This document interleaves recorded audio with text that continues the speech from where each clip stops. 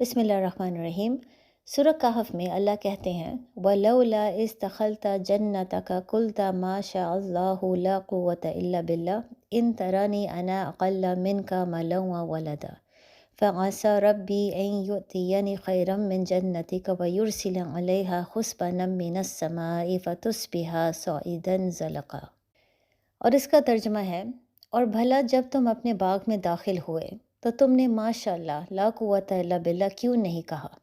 اگر تم مجھے مال اور اولاد میں اپنے سے کمتر دیکھتے ہو تو عجب نہیں کہ میرا پروردگار مجھے تمہارے باغ سے بہتر عطا فرمائے اور تمہارے باغ پر آسمان سے آفت بھیج دے تو وہ صاف میدان ہو جائیں۔ اب ہمارے معاشرے میں ایک بہت بڑا مسئلہ یہ ہے کہ ہم یہ نہیں جانتے کہ کرٹیسزم کو کس طریقے سے ڈیل کرنا چاہیے، بجائے اس کے کہ ہم یہ سمجھ جائیں کہ کرٹیسزم اچھا اور برا دونوں ہو سکتا ہے۔ ہم دو ایکسٹریمز کو فالو کرنا شروع ہو جاتے ہیں۔ اس میں سے ایک ایکسٹریم یہ ہے کہ ہم ہر کرٹیسزم کو اچھا سمجھتے ہیں۔ جو ہمیں آ کے کسی قسم کا کرٹیک دیتا ہے ہم اس پہ عمل کرنا شروع ہو جاتے ہیں۔ آہستہ آہستہ پھر ہم اپنی سیلف اسٹیم اور سیلف ریسپیکٹ بھی کھو دیتے ہیں، اور پھر ہم دن رات محنت کرتے ہیں کہ ان لوگوں کو راضی کرنے کے جو ہمیں ہمیشہ کرٹیسائز کرتے ہیں۔ ہم اپنے آپ کو بدلنے کی کوشش کرتے ہیں تاکہ وہ لوگ جو ہمیں کرٹیسائز کر رہے ہیں وہ آخرکار ہم سے خوش ہو جائیں۔ یا پھر دوسرا ایکسٹریم کیا ہے، ہم ہر قسم کی کرٹیسزم کو برا سمجھتے ہیں۔ جو انسان ہمیں کسی قسم کا کرٹیک دیتا ہے ہم بہت زیادہ ڈیفینسو ہو جاتے ہیں اور اس کے ساتھ لڑنا شروع ہو جاتے ہیں۔ یہ دونوں ایکسٹریمز اسلام میں نہیں ہیں۔ تو پھر قرآن کیا کہتا ہے کرٹیسزم کے بارے میں؟ کرٹیسزم کنسٹرکٹیو یا اچھا بھی ہو سکتا ہے اور ڈسٹرکٹیو یا برا بھی ہو سکتا ہے۔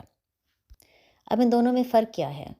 اگر کوئی آپ کو اس قسم کا کرٹیک دیتا ہے جس پہ وہ آپ کو یہ سمجھانے کی کوشش کر رہا ہے کہ اپنے آپ کو بدلو تاکہ آپ اللہ کی نظر میں مزید بہتر ہو جاؤ، اس کو کنسٹرکٹیو کرٹیسزم کہتے ہیں۔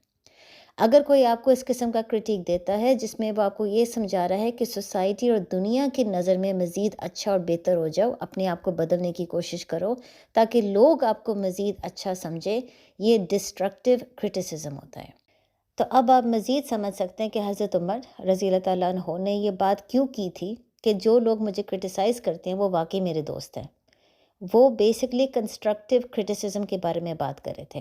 مثلاً وہ لوگ جو ہمیشہ مجھے سمجھانے کی کوشش کرتے ہیں کہ میں کہاں پر غلط ہوں، میں کہاں پر اپنے آپ کو بہترین مسلمان بنا سکتا ہوں اور اللہ کی نظر میں مزید اچھا ہو سکتا ہوں، وہ لوگ میرے دوست ہیں۔ بلکہ ان آیتوں میں اللہ ہمیں کنسٹرکٹیو کرٹیسزم کی بہترین مثال دے رہے ہیں۔ اس مثال میں اللہ ہمیں یہ سمجھا رہے ہیں کہ ایک انسان تھا جس کے دو بہت خوبصورت باغ تھے۔ اس باغ میں نہر بھی تھی، ہر قسم کا پھل، ہر قسم کا درخت تھا۔ وہ انسان جب بھی اپنے باغ میں داخل ہوتا تھا تو بجائے اس کے کہ وہ اللہ کی تعریف کرے اور اللہ کا شکر گزار ہو، وہ ہمیشہ اپنی ہی تعریف کرتا تھا، اور اس کے علاوہ وہ اپنے ساتھی کو ہمیشہ اپنے آپ سے کم تر سمجھتا تھا۔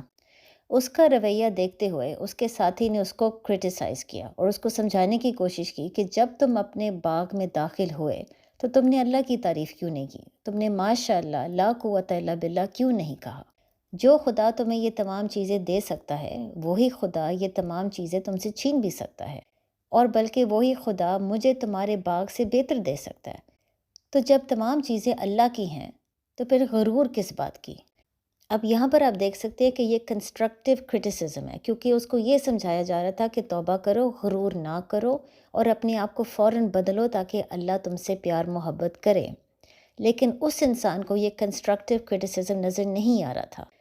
بجائے اس کے کہ وہ اپنے آپ کو بدلے، وہ ڈیفینسو ہو گیا تھا، اور اللہ نے آخرکار اس کے باغ پر عذاب بھیج دیا۔ لیکن اگر یہ کنسٹرکٹیو کرٹیسزم کا بہترین مثال ہے تو ڈسٹرکٹیو کرٹیسزم کا مثال قرآن میں کہاں پر ہے؟ جب حضرت محمد صلی اللہ علیہ وآلہ وسلم مکہ میں دین کا پیغام پھیلانے کی کوشش کر رہے تھے، جو کافر ان کی بات غور سے سنتا تھا اس کو کرٹیسائز کیا جاتا تھا۔ ان کو بار بار یہی سمجھایا جاتا تھا کہ ان کی بات پر توجہ نہ دو، ان کی بات غور سے نہ سنو اور اپنے آپ کو بدلنے کی کوشش نہ کرو۔ اب یہ ڈسٹرکٹیو کرٹیسزم کا بہترین مثال ہے، کیونکہ اس میں لوگوں کو یہ سمجھایا جا رہا تھا کہ اپنے آپ کو سوسائٹی اور دنیا کی نظر میں مزید بہتر بناؤ، اللہ کی نظر میں نہیں۔ اسی طرح آج کل کے زمانے میں کئی بچیاں ہیں جو حجاب لینے کی کوشش کرتے ہیں، لیکن ان کے گھر والے حجاب کو پسند نہیں کرتے۔ ان کو یہی سمجھاتے ہیں کہ حجاب اتار لو۔ اب ظاہر ہے اس کو آپ ڈسٹرکٹیو کرٹیسزم کہہ سکتے ہو، کیونکہ وہ ان کو یہ سمجھانے کی کوشش کریں کہ سوسائٹی اور دنیا کے مطابق اپنے آپ کو خوبصورت بناؤ، اللہ کی نظر میں نہیں۔